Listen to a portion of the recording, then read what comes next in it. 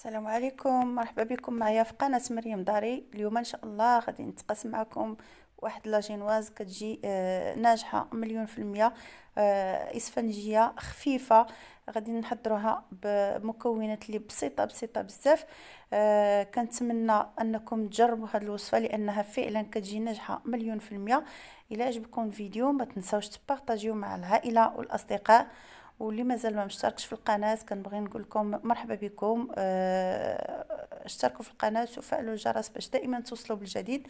وكنبغي نشكر الناس القدام اللي كانوا معايا من الاول، وبارطاجيو لي هذا الفيديو وحفزوني بتعاليقكم الزوينه باش نعطيكم دائما الجديد. هاد لاجينواز هادي راني سبق لي حضرت بها في الفيديو السابق. حلوه ديال المنتخب الوطني، احتفالا بوصوله الى المربع الذهبي. ودابا ان شاء الله عاد غادي نحط لكم هاد لاجينواز هادي اللي غادي تحضروا بها اكيد اي كيك، سواء سويس رول او لا لي ترونش او لا كيكه ديال اعياد الميلاد. يعني الجينواز كتجي ناجحه، وغديروها من اول استعمال غادي تنجح معكم. ودابا ان شاء الله غادي ندوزو اكيد المقادير والطريقه ديال التحضير، لمقادير اللي بسيطه بسيطه بزاف كيف ما قلت لكم. خليكم معايا غير باش تشوفوا المقادير. اولا بالنسبه للمكونات، عندي هنايا 5 ديال الحبات ديال البيض بدرجه حراره المطبخ. انا عندي هنا البيض متوسط الحجم، الا عندكم البيض كبير ديروا غير 4 ديال البيضات. عندي 120 غرام ديال الدقيق الابيض الخاص بالحلويات، 120 غرام ديال السكر حبيبات، يعني نفس القياس ديال الدقيق نفسه ديال السكر. عندي الفانيلا، الا كتوفر عندكم فانيلا سائله ديروها، ما عندكمش ديروا غير سكر الفاني. صافي هنايا كنخدم. اول حاجه كندير البيض في واحد الاناء، اللي كنأكد على البيض انه ضروري يكون بدرجه حراره المطبخ. من بعد كنضيف واحد الرشيشه ديال الملح اللي كتكون ضروريه في جميع انواع الحلويات. كنضيف هذاك السكر حبيبات 120 غرام، وكنضيف واحد شويه ديال تقريبا واحد الملعقه ديال الفانيلا السائله. كيف ما قلت الا ما متوفرش عندكم فانيلا سائله ديروا سكر المنسم بالفاني. صافي وكنحاول نطرب هاد المكونات هادو بالطرب الكهربائي على اعلى سرعه، مده كتراوح ما بين 7 ديال الدقائق حتى ل 10 ديال الدقائق، حتى كيتضاعف الحجم ديال الخليط وكيترغوى وكيجي خفيف. عاد كنتوقفوا من التراب كيف ما كتشوفوا معايا. بعد ما كيصبح على هذا الشكل هذا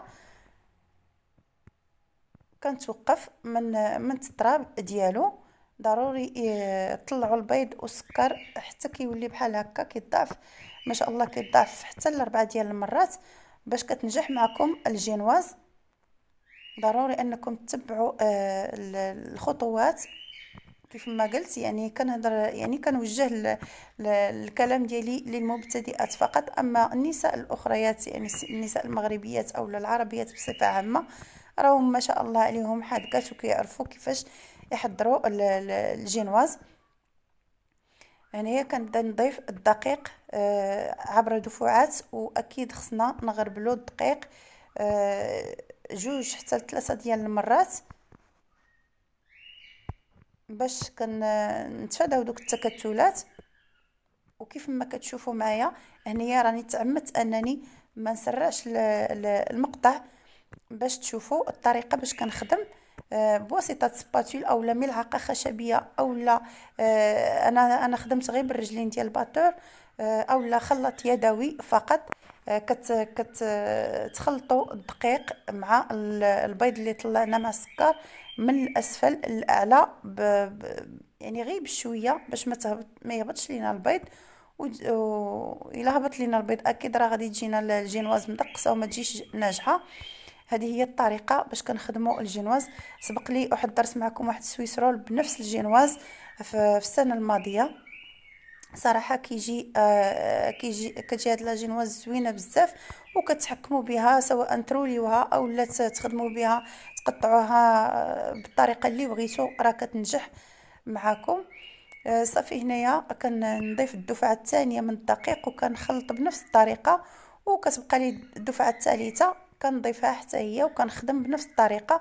هانتوما غير بشويه كنحاول نطلع يدي من الاسفل للاعلى، وكنسوس هذاك الفائض ديال العجين من الرجلين ديال الطراب، وكنستمر حتى كنكمل.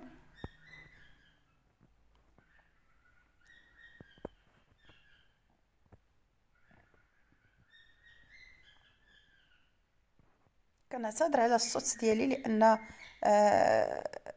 يعني كنمر من الوعكه الصحيه اللي الله يشفي الجميع. يعني هاد النزله هذه جات قاصحه شويه، ولكن الحمد لله والشكر لله.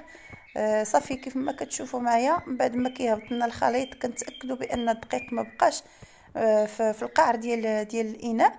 صافي كنتوقفوا ما نبالغوش في الخلط، وكناخذ واحد الصينيه اللي كتدخل الفرن.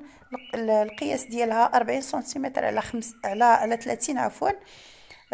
كنفرش لها الورق ديال الطهي، وكندهنو بشويه ديال الزيت اولا الزبده اللي متوفر عندكم واللي بغيتو نتوما غادي ديروه.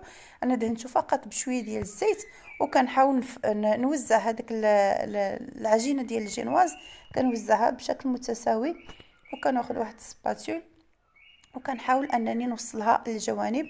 كندخلها الفرن مسخن من قبل على 160 درجه. كنسخنو من الاعلى ومن الاسفل. هانتوما انا غنوريكم كل شيء قدامكم غتشوفوا، باش حتى اللي ما يعني بزاف ديال الناس كانوا كيقولوا لي يعني ورينا جميع المراحل بالتدريج باش نجح معنا الجينواز، لان بزاف ديال الناس ما كتنجحش معهم هاد لاجينواز هادي. صافي كنحاول نقادها ونسوي لها الوجه ديالها مزيان. كنجر من الوسط للجوانب باش كنعطيها شكل متساوي. من بعد كناخذ اللاطه ديالي كنضربها 3 ديال المرات اولا 4 باش كيخرجوا هذوك الفقاعات ديال الهواء اللي في الداخل. ومن بعد كندخلها للفرن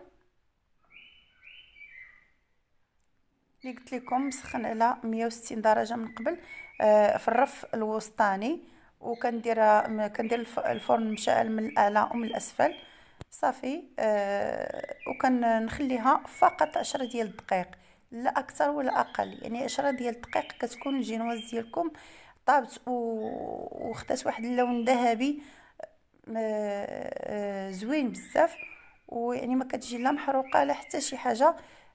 غير تبعوا جميع المراحل 10 دقائق ما تفوتوهاش الجينواز ديالكم.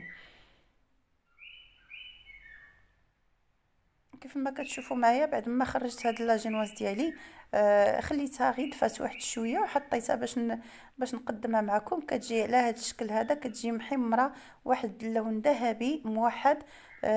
خدموا بها بالطريقه اللي بغيتو، وريتها لكم في اول فيديو وغادي نعاود نوريها لكم دابا. يعني ما كتكسر ما كتخسر لها يعني ما تخافوش منها بهذا المعنى هذا.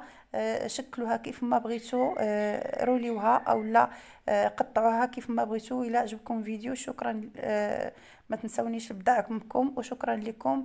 اللي وصل حتى الاخير ما ينساش لايك وتعليق محفز، وشكرا لكم. الى اللقاء مع فيديو جاي ان شاء الله، وصفه جديده.